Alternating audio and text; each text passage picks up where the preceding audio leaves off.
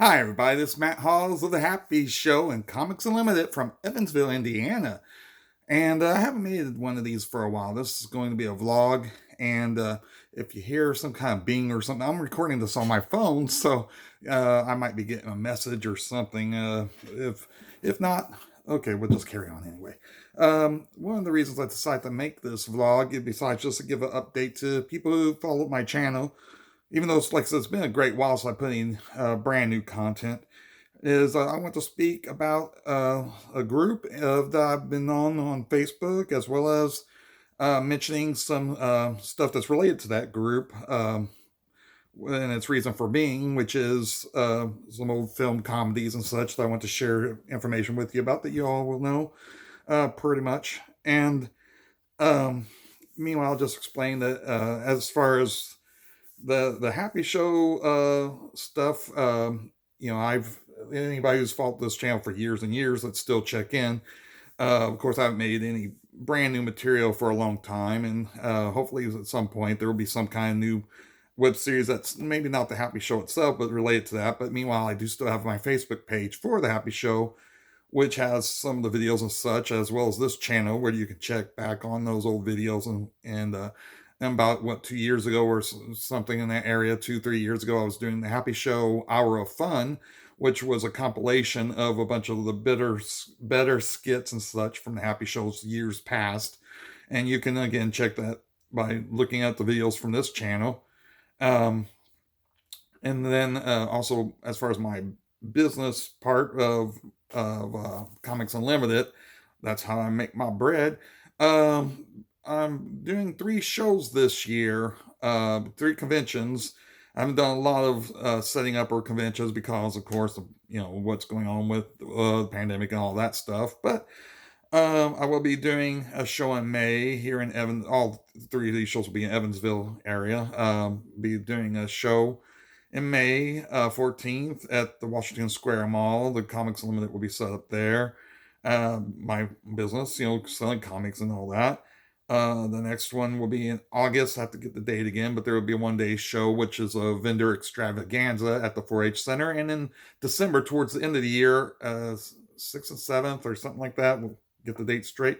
I'll be at the RaptorCon 2022 set up there again for the second year. And anyway, I'm a big fan of Our Gang and Little Rascals. I'm a fan of old classic comedies, period. Like Laurel and Hardy and the Marx Brothers and all that sort of stuff. The Our Gang is the name of the young child actor comedy shorts that was later known as Little Rascals after the rights issues and stuff with MGM. Won't get into all the details, but if you're already a fan, I want to just let you know about some things and give you a little bit of background about my own experience with the gang and such.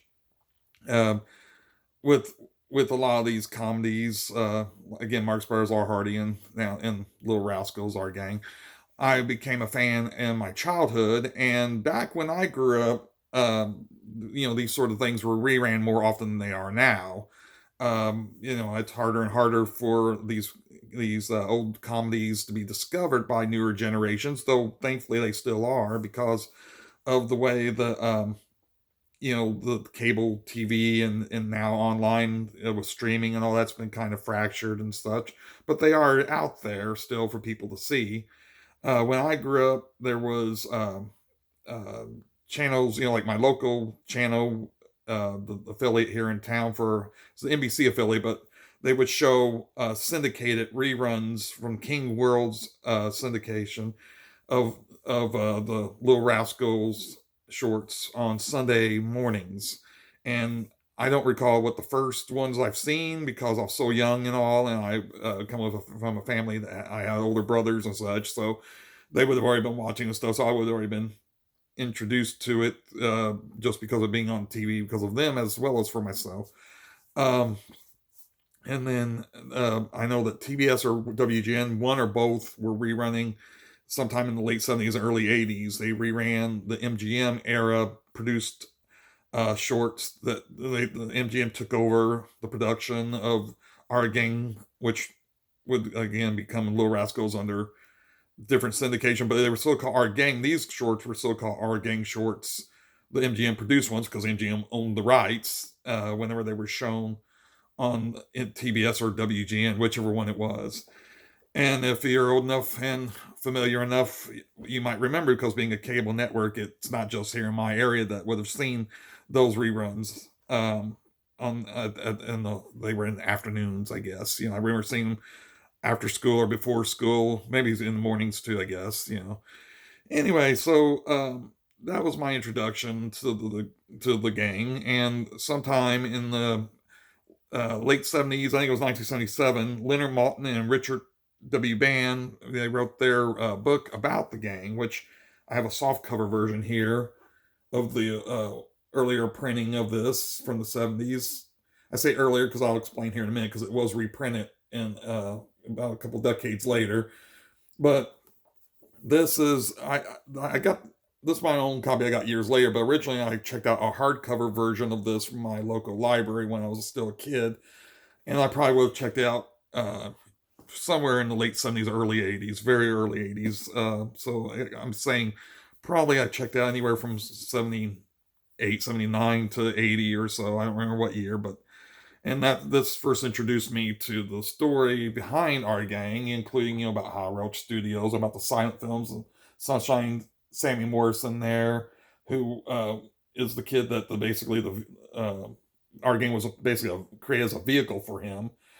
And goes into the whole history about that, with these entries going episode by episode, or short by short, as it was. And gives a lot of insightful information about the gang, and that's how I first learned about the silent films, the Our Gang shorts, having been started in 1922, as I said, primarily in the way of a vehicle for Sunshine Sammy Morrison, as well as High Roach just figuring a comedy about natural acting kids would be a hit with audiences, and it was, because the series lasted pretty much in unchanged form until 1944. Now, and a lot of people, especially of younger generation, like people my nephews and nieces' age, they were introduced to the Little Rascals originally through a 1994 movie that was kind of a revamping or what have you. And, even though it used some of the same comedy gags and such from the older shorts here and there, reworked a bit, they didn't really have the same tone or feel. And one thing I always enjoyed about the How Roach produced Our Gang shorts were that they were truly all ages. It doesn't matter what age you are, you can have some fun with them and get a kick out of them. And definitely were intended for a young audience to enjoy. But again, back then, a lot of stuff like the Warner Brothers cartoons, were the producers of those usually kept in mind that these were also being viewed with adults in the audience and want to entertain both groups.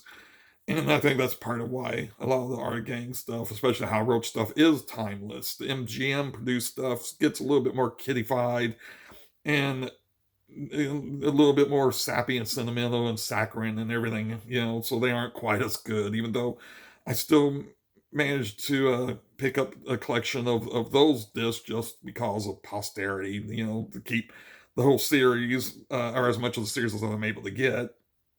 This one thing I did like about the 94 series was, besides introducing a new generation of fans who many of those in turn discovered the original Our Gang films and stuff and became fans of those, is that it also got us the Cabin Fever VHS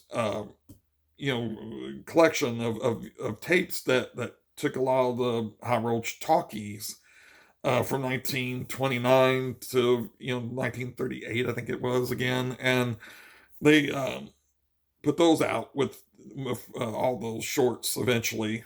And as far as like can gather, those wouldn't have been put out probably at that point in time had it not had a big Hollywood movie coming out to kind of give a push behind this and give it more mainstream appeal, since the movie was going to be out. And so as a fan, I was glad to see that these were being put out in high quality, restored versions. And the thing about the '94 tapes too was I was already a fan, been a fan since I was a child, and then in 1994 I was an adult at that point.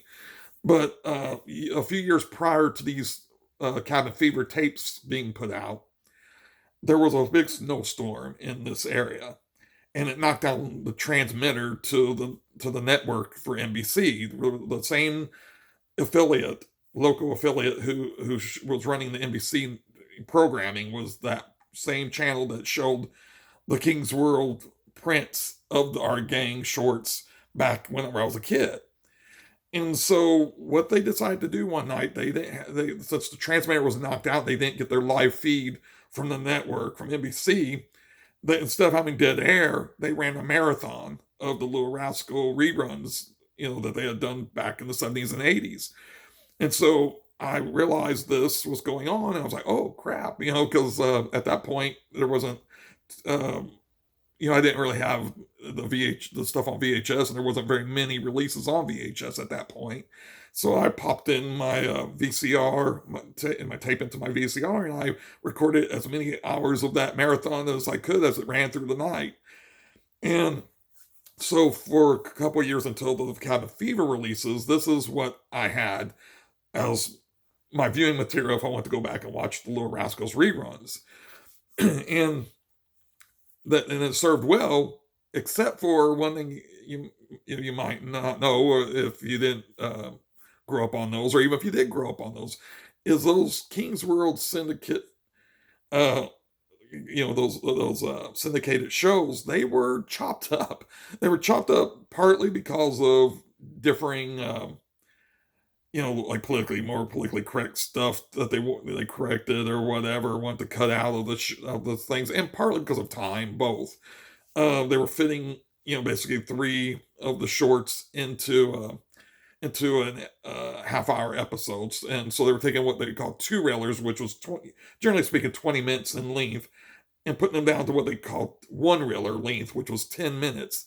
So you were basically getting half the episodes of a lot of these shorts, because most of our gang shorts up to, I want to say 36 or something like that, from 1922 to 36, most of those were two reelers, and some I think were even three railers. They went, but most of them were two railers, and I don't think any was one reeler until in the mid 30s, the High Road Studios cut back because of the decline of these kind of shorts in favor of double feature films. Because these were theatrical releases, and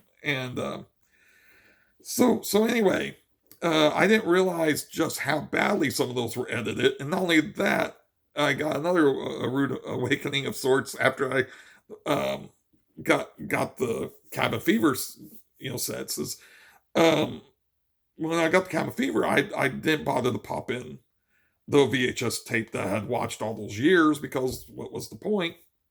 I already had better quality. I already knew there were better quality versions on the Cabin Fever. I just didn't realize how much so, because then what happened was, for fun, I came across the old the VHS tapes I had taped during that snowstorm, which now was a few years past, and I already had the Cabin Fever tapes for about a year or two at this point, and decided, well, just out of curiosity, I don't need to watch these tapes I recorded from that TV that time, but just out of curiosity to see how they hold up against the Cabin Fever. Let's pop them in.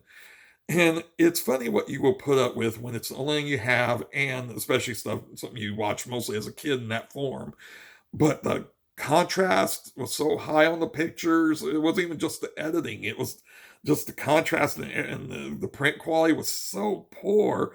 And I was like, oh my God, how did I watch this? And we're talking about restorations that was made for the VHS era. So they're not even the quality of some restorations I'm getting ready to mention to you here in a minute that have just come out. But even by the 1990s restoration standards, it was such a leap from what I had been watching on TV, and didn't realize just how poor the quality was of what I dealt with, but when that's all you have, But another thing about the 90s movie, the adaptation of the Little Rascals, was it also brought about this reprint, which is reprint of our gang book that was put out from the 70s by Leonard Maltin and Richard Band. The only difference is, besides the new printing, is there is updated entries in here. So there is newer information that came in this. And this came out around the same era. Again, I'm assuming that the reason why they published this as an update at that point in time was to coincide with the movie release, since there would be that renewed interest in the gang. Now, the primarily reason I want to discuss this stuff on this video, and it wasn't wanting to get too heavy into the history of things because there's a lot to go over, but I want to mention, in case you are a fan of Our Gang and Little Rascals, there's some new restored sets, that's blows those Cabin Fever prints out of the water, and those were pretty nice as it was. But first, I'm going to mention, before I mention specific restorations, this is something I came across that was actually pretty good quality. These are the silent films, though it's misleading on the cover because they show Alfalfa and Spanky, Porky and Darla and Pete the Pup, and Buckwheat, of course. And I should know that little girl's name, but I'm not as familiar. She's not as one of the named stars as much. But these came out, or this came out a few years ago. Trying to see what the date is on this. But anyway, it's just a few years back, but this is a German. That's why that seems kind of strange lettering there if you're not German. Basically, it's the Little Rascals, or whatever the equivalent is in German. And the reason why I picked this set up is because it's not available in the United States. For some reason, I never have understood. There's American movies and properties and such that, like, even Laura Hardy stuff and all that you see sometimes that's available over in Germany or Europe and in England or wherever, that you don't get over the United States. And it's infuriating, but that's the case. And these are actually pretty good prints. But the reason I was talking about the cast is this is actually from 1927 to 29. This cast is the mid-30s. And so I did see some reviews about this disc collection on Amazon, which is where I bought this, off Amazon, where people were complaining, and I think they have a rightful gripe, even though I like Our Gang from all eras. If you're buying it because you think these kids are in it, you're going to be upset because they're not. But I was happy about it because these are the silent era films that you hardly ever get to see towards the later end of the last couple of years of the silence.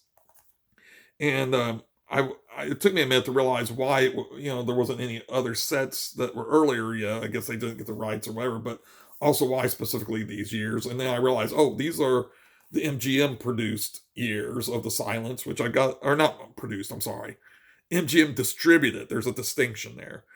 Hal Roach Studios, the people responsible, Hal Roach, the man responsible for the Our Gang and his studio, produced the Our Gang shorts from 1922 to 1938. That means they made the shorts. He hired the directors and all that, and they made these comedies. And they were distributed by Pathé Exchange from 1922 to 1920, 26, 27 or whatever. And then the MGM became the distributor, not the producer of those shorts, but the distributor of the shorts. Hal Roach Studios maintained the production of it, but so what these are the MGM distributed shorts that were produced by Hal Roach Studios of the silent era. And unfortunately, because of a fire, as I understand it, there's a handful. And it's the MGM prints of a handful of the MGM silents that are gone. It probably lost for all time, unfortunately, unless a print shows up in a foreign market or something. And but these do have all the existing silent era MGM distributed silent shorts, and they're all in pretty good damn quality. They got German subtitles below the English title cards, but to me, that's not a big deal. It's not over the actual film anyway. Well, I mean the title card, but not the action that's going on or whatever. And so I'm bringing that up in case you want to. I can't pronounce this, so there you can look at that. Um, but that's available on Amazon.com. I think it's still available. It could be out of print, Val, but I bought it in the last year, and it was by not Universal. What am I saying? Um, Kino Welt. Anyway, however you say it. Again, I'm probably mispronouncing it.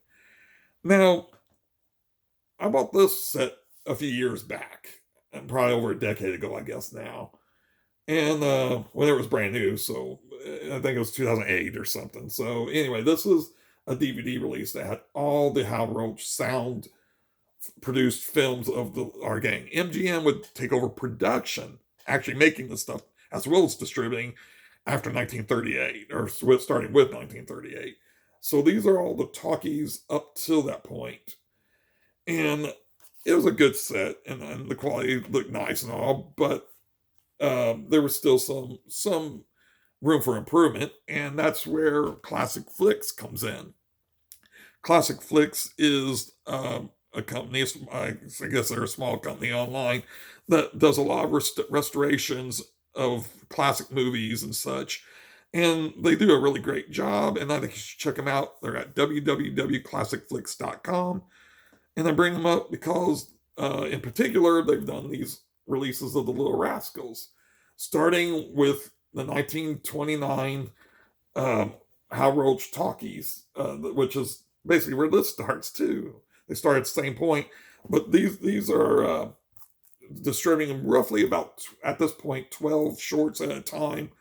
There's now 4 released ones at the time of me making this video, with another one planned for April of 2022. And these are Blu-rays. And the Blu-rays, the quality on these are the best that you're going to find, and the restorations are the most complete you're going to find at this point in time, and probably at all, of these shows. But so if you want to see them in their purest form, in the best quality that you can see them in, you want to go to ClassicFlix and get these. And like I said, we're up to Volume 4 at this moment. Volume 5's come out in April, and that will actually be kicking into the era where Alfalfa joins. So that gets into the classic era that most people are familiar with when you hear the Little Rascals. And I've been on a group on Facebook. It's called Our Group, like our gang, but only our group, fans of the original Little Rascals, parentheses, our gang. And you might want to check that out if you're a fan of the Little Rascals and our gangs, particularly if you're a big fan, because there's a lot of other fans there, and they share a lot of information, pictures, and such, and some history. And then there's even relatives of the gang members. Spanky McFarlane's daughter is there, and Carl Schweitzer's, that's Alfalfa, his cousins are there. And so it's really cool site to check out, a group on Facebook. And so again, I just want to recommend that you check out our group, fans of the original Little Rascals, our gang, on Facebook, and join that group. Don't forget about these ClassicFlix restorations on Blu-ray.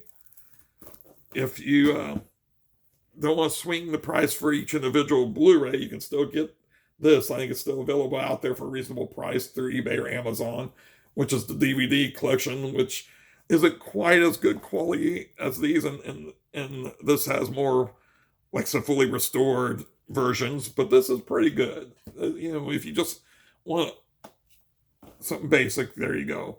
And again, if you want to get the later silent films right before the talkies, these lead right into the talkies.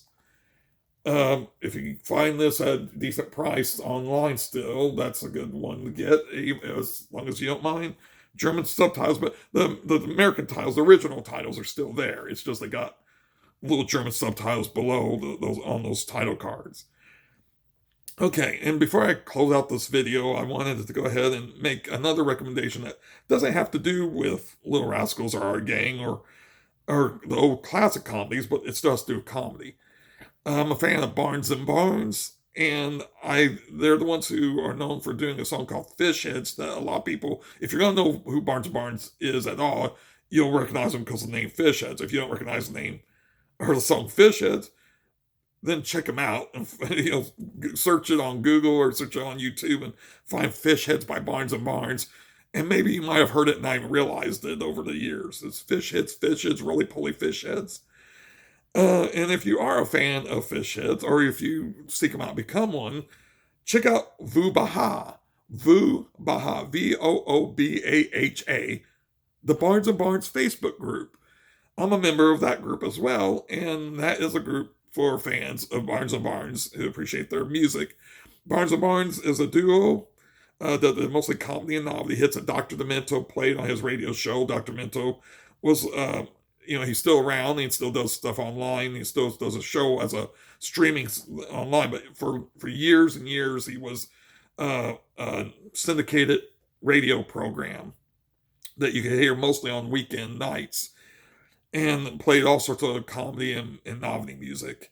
And Barnes & Barnes was made famous through the Dr. Mental show, just like Weird Al Yankovic was made famous through that same show. That's how he first came to the public's attention.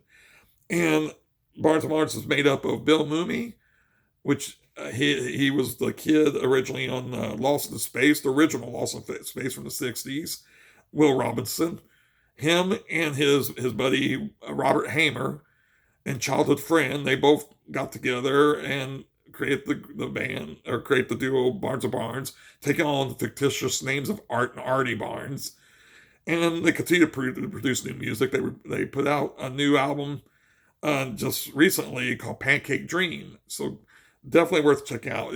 That one's a little bit more strange and thought-provoking than some of their earlier stuff, but it's still, definitely worth a listen to any fan, and I think people will get a kick out of it. So anyway, and then like I said, you can check out the Happy Show on Comics Unlimited, both on Facebook. That's where I have pages for those as well. And I think I'll go ahead and end the video here. I rambled on long enough. Hopefully it bored too many people out there who stuck with the video. And like I said, I hope to see you in the groups or online at some point. And I'll make more videos in the future. Yay! Let's shut this thing off.